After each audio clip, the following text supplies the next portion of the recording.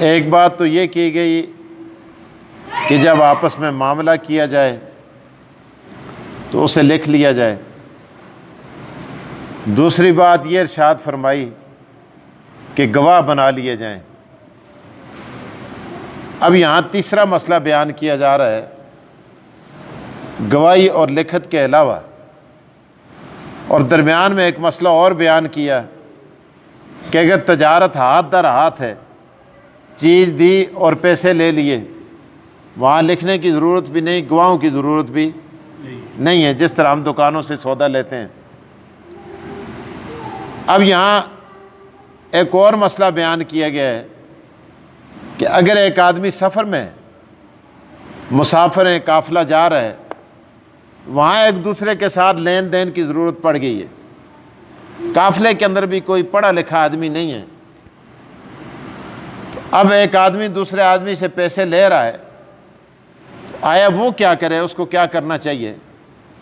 تو اس صورت میں، مجبوری کی صورت میں یہ ہے کہ اس کے پاس کوئی مقبوضہ چیز رہن رکھ لے۔ اب یہ رہن کا رکھنا قرآن کریم کے اندر سفر کی حالت میں بیان کیا ہے، لیکن سفر کے علاوہ بھی اگر آپ کو کاتب نہیں ملتا، لکھنے والا نہیں ملتا، کوئی گواہ نہیں ملتے، تو ویسے بھی آپ رہن دوسرے کے پاس رکھ سکتے ہیں۔ مثلا مجھے پیسوں کی ضرورت پڑ گئی ہے، میں کہتا ہوں جی یہ گھڑی آپ رکھ لیں اپنے پاس، اور جب میں نے پیسے واپس کیے تو آپ گھڑی مجھے واپس کر دیں۔ اسی طرح ایک آدمی مکان رہن رکھتا ہے، زمین رہن رکھتا ہے، یا کوئی جانور رہن رکھتا ہے، تو قرآن کریم کے اندر تو سفر کا تذکرہ ہے، لیکن حضور علیہ الصلوۃ والسلام سے اقامت کے حالت کے اندر بھی یہ بات ثابت ہے۔ مدینہ منورہ میں حضور علیہ الصلوۃ والسلام نے اپنے خادم حضرت انس رضی اللہ تعالیٰ عنہ کو بھیجا۔ یہ چونکہ حضور علیہ السلام کے خادم تھے، اکثر گھر کا کام کاج یہ کیا کرتے تھے، یا سیدنا بلال رضی اللہ تعالیٰ عنہ حضور کا کام کاج کرتے تھے، سودا سلف گھر کا سامان وغیرہ لاتے تھے۔ تو گھر کے اندر کھانے کے لیے کچھ نہیں تھا۔ آپ دیکھیں کائنات کے سردار محمد رسول اللہ صلی اللہ علیہ وسلم، اور پیسے بھی نہیں ہیں کہ وہ گھر کے لیے اناج منگوا لیں۔ 11 بیویاں ہیں، اور 11 بیویوں میں کسی ایک بیوی کے گھر بھی اناج کا ایک دانہ بھی نہیں ہے۔ حضور علیہ الصلوۃ والسلام نے اپنے خادم حضرت انس کو بھیجا، ایک یہودی ابو شام نام تھا اس کا، اس کے پاس بھیجا کہ جاؤ اس سے کہہ دو کہ مجھے 30 سا جو دے دے۔ ایک سا 3 کلو کا ہوتا ہے، 3 سیر کا ہوتا ہے، تو 30 سا آپ خود ہی اندازہ لگائیں۔ حضور علیہ الصلوۃ والسلام کے خادم حضرت انس رضی اللہ تعالیٰ عنہ ابو شام کے پاس گئے، اس نے کہا جی میں نہیں دیتا ہوں جب تک مجھے میرے پاس کوئی چیز رہن نہیں رکھو گے۔ حضرت انس رضی اللہ تعالیٰ عنہ واپس آئے اور آ کر حضور صلی اللہ علیہ وسلم سے فرمایا کہ ابو شام انکاری ہو گیا، اس نے کہا جی میں ادھار نہیں دیتا ہوں، کوئی چیز رہن رکھو گے تب میں دوں گا۔ یہودی تھا، یہودی اور ہندو ان کی ایک عجیب داستان ہے، اللہ تعالیٰ رحم کرے۔ پیسے دے پتر نے کہتے ہیں نا بنیا کا بچہ کچھ دیکھ کے گرتا ہے، وہ چاڑتا بھی ہے تو دیکھتا تلے کچھ ہے پی دی ہے تو تاں ٹہندا ہے، ایاں ٹہندا بھی نہیں۔ بنیا بھی بیاج سے نکلا ہے، بنیا کو بنیا اسی لیے کہتے ہیں، یہ بیاج سے نکلا ہے، بیاج بھی سود کو کہتے ہیں۔ تو بڑی عجیب قوم ہے یہ، اللہ رحم کرے۔ تو بہرحال یہودیوں سے یہ نکلے، پھر ان سے یہ بنیے نکلے، تو یہودی کے پاس حضور علیہ الصلوۃ والسلام نے بھیجا، اس نے انکار کر دیا، اس نے کہا جی میں نہیں دیتا ہوں۔ وہ آیا اور آ کر حضرت انس آئے اور آ کر حضور صلی اللہ علیہ وسلم سے عرض کیا یا رسول اللہ منکر ہو گیا۔ حضور علیہ الصلوۃ والسلام کی ایک بڑی قیمتی زرہ تھی، حضور علیہ الصلوۃ والسلام نے دی، آپ نے فرمایا جاؤ جا کر یہودی سے کہہ دو یہ زرہ رکھ لے اور وہ 30 سا جو دے دے۔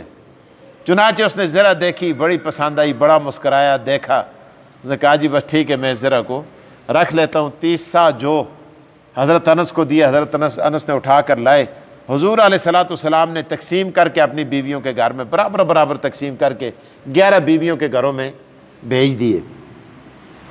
تو بہرحال اپنی زندگی میں نبی علیہ الصلوۃ والسلام یہ زرہ اس سے واپس نہیں کر سکے۔ پھر سیدنا ابو بکر صدیق رضی اللہ تعالیٰ عنہ کا دور آیا، تو سیدنا ابو بکر صدیق نے اس کے پیسے دیے، دے کر وہ زرہ سیدنا ابو بکر صدیق نے واپس لے لی۔ بہرحال یہ تو اپنی جگہ ہے بات۔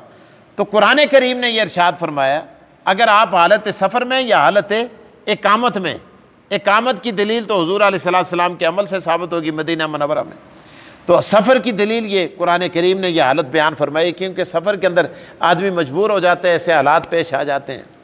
تو بہرحال قرآن کریم نے یہ کہا کہ آپ رہن رکھ لیں، مقبوضہ چیز ہو جس کو آدمی قبضے میں کر سکے قبضے میں دے دیں، یہ نہ ہو کہ چیز بھی آپ کے پاس ہو اور آپ نے رہن بھی رکھی ہوئی، کاغذی معاملہ نہ ہو بلکہ اس کے قبضے میں دی جائے، قبضے میں آپ نے چیز دے دی۔ اب آگے ایک دوسرا مسئلہ یہاں نکلتا ہے، دوسرا مسئلہ یہ ہے کہ رہن والی چیز سے جس کے پاس رکھی گئی ہے وہ آدمی فائدہ نہیں اٹھا سکتا، اگر وہ فائدہ اس سے اٹھائے گا تو فائدہ اٹھانا اس کے لیے حرام ہوگا، یہ اس کے لیے ناجائز۔ یہ تو ایک وثیقہ ہے، ایک ثبوت ہے، ایک امانت ہے جو اس کے پاس ہے۔ مثلا ایک جانور رکھا تو جانور اگر اس کے پاس رکھا ہوا ہے اس کی مزدوری تو وہ لے گا مالک سے جس کا جانور ہے، جس نے رکھا ہے، لیکن اس کا دودھ دو کر اس کو مالک کے گھر بھیجنا ہے۔ یہ نہیں کہ بس رہن رکھ لیے، خوش ہو کے من چا کی دیے، گاں چا کی دیے، بکری چا کی دیے اور جی دودھ کھاندے رہے ساں تو پیسے بھی اپنے پورے کے پورے کیا ہو جائیں گے، واپس آ جائیں گے۔ یا مکان کے اندر ایک آدمی رہتا ہے تو مکان کو بھی استعمال کرنا ناجائز ہے، اگر ایک آدمی رہن لیتا ہے تو وہ اس کا کرایہ دے گا، جب تک کرایہ نہیں دے گا مکان کے اندر رہنا جائز نہیں ہے۔ اسی طرح زمین بھی بعض لوگ دے دیتے ہیں، زمین کا فصل کھانا بھی اس کے لیے جائز نہیں ہے، اس کی بھی صورت یہ ہے کہ پھر یا اس کو توان دے یا اجرت اس کی دے، تو اس صورت میں جائز ہے، ورنہ جائز نہیں ہے۔ تو بہرحال جو چیز رہن رکھی گئی ہے، رکھی ہوئی چیز کے فائدہ لینا جائز نہیں ہے۔ تو بہرحال قرآن کریم نے یہ سارا مسئلہ بیان فرمایا۔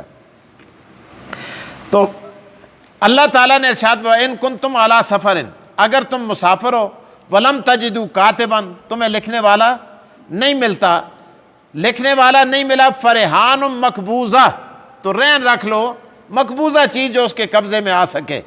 فَإِنْ أَمِنَ بَعْضُكُمْ بَعْضًا، جب امن کی حالت ہو جائے، ایک دوسرے سے امن میں ہو، فَلْيُؤَدِّ الَّذِي اؤْتُمِنَ أَمَانَتَهُ، پس چاہیے کہ وہ ادا کرے جس کے پاس امانت رکھی گئی، یہ پیسے دے دے، وہ امانت اس کی واپس کر دے۔ اس کو شریعت نے کیا کہا ہے؟ یہ امانت کے طور پر رکھی ہوئی ہے، اس لیے اسے فائدہ لینا جائز نہیں ہے۔ آگے فرمایا وَلْيَتَّقِ اللَّهَ رَبَّهُ، چاہیے کہ ڈرے اللہ سے جو اس کا رب ہے، یعنی اس معاملے امانت کے معاملے میں، رہن کے معاملے۔ وَلَا تَكْتُمُوا الشَّهَادَةَ، اور گواہی مت چھپاؤ، وَمَنْ يَكْتُمْهَا، اور جس نے اس کو چھپایا، فَإِنَّهُ عَاصِمٌ قَلْبَهُ، اس کا دل گناہگار ہوا۔ اور فرمایا وَاللَّهُ بِمَا تَعْمَلُونَ خَبِيرٌ، اللہ تعالیٰ جو کچھ تم کرتے ہو علیم، اس کو اللہ تعالیٰ خوب جانتا ہے۔ اللہ مجھے اور آپ کو قرآن کی سمجھ دے۔ وآخر الدعوانا الحمدللہ رب العالمین۔